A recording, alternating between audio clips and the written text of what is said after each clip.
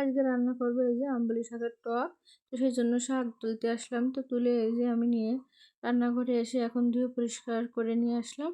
আর এখন সেই চিংড়ি মাছগুলো দিয়ে রান্না করব আমি এই আম্বলি শাকের টক। তো সেই জন্য চুলোটা জ্বালিয়ে কড়াইটা বসিয়ে কড়াইতে তেল দিয়ে দিলাম। আর তেলটা গরম হয়ে গেছে। এখন আমি কিছুটা সরিষা ফোড়ন দিয়ে সরিষা আর একটু তেল কেটে রাখলাম একটা পাত্রে। আর বাকি যে তেলটা ছিল তার উপর দিয়ে দিলাম চিংড়ি মাছ।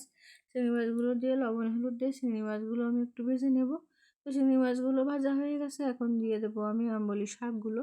তো শাকগুলো দিয়ে আমি একটু নেড়ে ছেড়ে এখন থেকে আমি মিনিট খানিক মতন জাল করে নেব। তো 1 মিনিট জাল করে নিয়ে ঢাকনা খুলে এখন এই যে শাকটা কিন্তু একদম অল্প হয়ে গেছে। আর আমি এর ভিতরে লবণ হলুদ কিছুই দিইনি। তো এখন দিয়ে দিলাম লবণ আর হলুদ দিয়ে একটু নেড়ে ছেড়ে দিলাম। আর এখন টকটা কিন্তু প্রায় শেষের দিকে। তো এখন দিয়ে দেবো আমি যে সরিষার তেলটা বেটে রেখেছিলাম সেইটা দিয়ে এই যে একটু নেড়ে ছেড়ে নিলাম। নিয়ে এখন এই যে টকটা কিন্তু আমি নামিয়ে নেব। টকটা একদম আমার রেডি। এই যে আমার চিংড়ি মাছটা আম্বলি শাকের টক রেডি।